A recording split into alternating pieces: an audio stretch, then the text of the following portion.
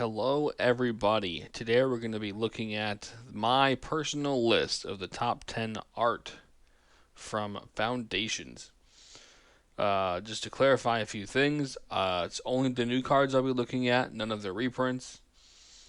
Other than that, yeah, and of course, my personal opinion. You know, don't at me in the comments, and let's get to it. Alright, at number 10, I have Elenda Saint of Dusk. This is the borderless version. Elenda's always been a cool character. I kind of wish she was in Lost Caverns, but she's not. She made an appearance here though, which is great. I do like the artwork of the character in motion as well, with the black flower petals that she's kind of known for. Same, I do like the design of the sword as well. It's very cool, like the little blade on the bottom as well. Pretty cool. Otherwise the colors are really good. Like I said, the action pose is very interesting for this character. And yeah, I know it's an easy one to start off with, but yeah, and obviously the gold and black is always a banging combination of colors. All right, at number 9, I have Needle Tooth Pack. I enjoy the colors a lot in this one. Pretty much the range of the entire spectrum for the most part. Red, blue, green. You got the oranges, the yellows, the purples. Just basically all the major colors. I do enjoy the artwork as well in terms of what the critters are actually doing. They're eating off of the ribs. It looks like of a previously dead animal. Yeah, and like I said, the colors really sell it for me in this one a lot. Very cool art. All right, next up at number 8, we have Scrawling Crawler. This is the borderless version. I do like the full art of this a lot more than the original. It gives the actual creature in the artwork a lot more of a what's the word I'm looking for? Like an actual figure. Like it's the focus for the most part. I do enjoy the design that they created for this Phyrexian construct. The spine going. It kind of reminds me of a Warhammer a little bit, with like the spine and like the head. But yeah, like the multiple arms looks really cool. I like how the writing is in orange on the little plates there. Kind of gives it a nice color accent to the piece overall. And I believe those are like the little mirexes of the actual like plane itself. How it's writing the information on the pieces of the actual plane. And next up at number 7, we have the Homunculus Horde. This art's pretty simple, but I do enjoy it a lot. All the little homunculus and their eyes peeking out through the dark. And again, it's hard to explain why I like this one so much. I just think they're funny little guys, silly little rascals. Little guys like, hey, what up? What are we doing now? But I do like the colors as well. The yellow, whitish of the eye, like the orange, kind of by the mana symbol there is really good with the background in the rain. Looks pretty cool. And at number 6, not technically 7, we have Sire of Seven Deaths. The original art's not bad, but I think this one really evokes the Eldrazi kind of crazy a little bit more for my personal taste. It has the red eyes everywhere. The face is all just a weird like shape. I think the actual landscape and the artwork, like the sun rays peeking through and like it's just a gray, really like shows that the card is a colorless card as well. I think they did a very good job with that. And yeah, the card just looks creepy. They remind me of the aliens from War of the Worlds a little bit, like the long legs, that kind of stuff. But yeah, I think they're called the big fin squids that have like really dangly, like really long dangly legs, and they sit like really deep in the ocean. Kind of reminds me of those. And at number 5, I have Celestial Armor. This is the borderless version. To be fair, the original artwork is very similar.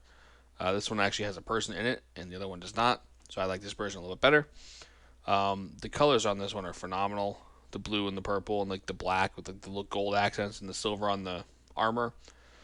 Yeah, the card itself is fine, but yeah, this artwork is very cool. I really like it a lot, and it's one of those ones where it's kind of a simple artwork in terms of like scale and scope, but I really enjoy it a lot more than some of the other pieces so far. So that's why it's number 5.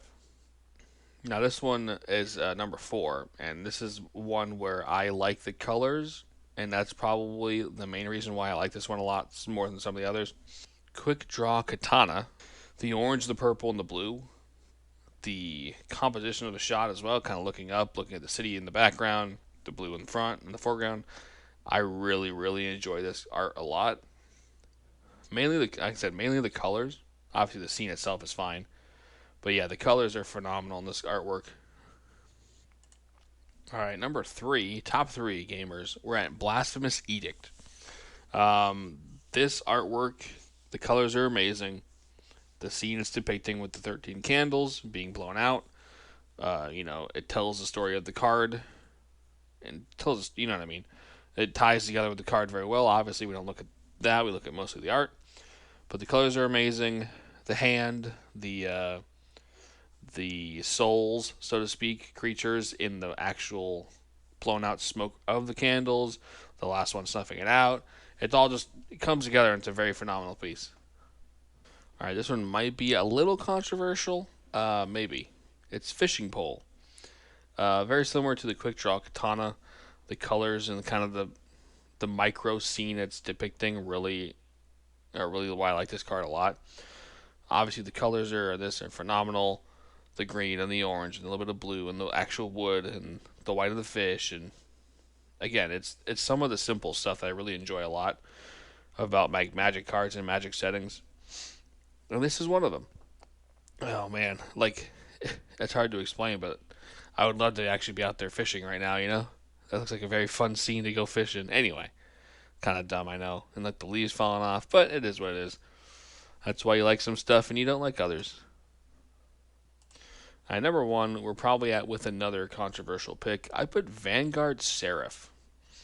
Fun fact about me: angels are my favorite tribe, and the Zendikar angels are probably my favorite, right behind Innistrad angels, because I really enjoy like it's the whole blindfolded characters are really cool because they're super cool. They can do stuff with their blindfolded. It's just a cool aesthetic, and I like how the Zendikar angels always have their halo around their eyes. I think it's a very cool aesthetic, and it works very good in the story, and that's why I picked this one. Um, yeah, the colors are cool. You get the full display of the wings. Again, that's just like the blindfolded by the halo is just such a cool design and such a cool I don't even know if I'll call it a gimmick. It just is cool. I know I say that word a lot, but it's just sick. And like I said, like the art, it's not really depicting much of anything happening. It's just kind of a person, or excuse me, an angel walking. But I think just with the clouds in the backgrounds, and again, I'm a sucker for angels, sucker for the blind, like the Zendikar angels as well. So I think it's just really cool looking. And it's number one for that reason, which might not be the best reason, but hey, it's my list. All right, gamers, and there you have it. That was my controversial question mark, and is that clickbait? Top 10 art for Foundations. Again, we only looked at the new cards, none of the old cards, even if they had new art. Only new cards. But yeah, that's my ranking. Let me know what you think about the art and Foundations. I'd love to hear people's opinions. And thanks for checking it out.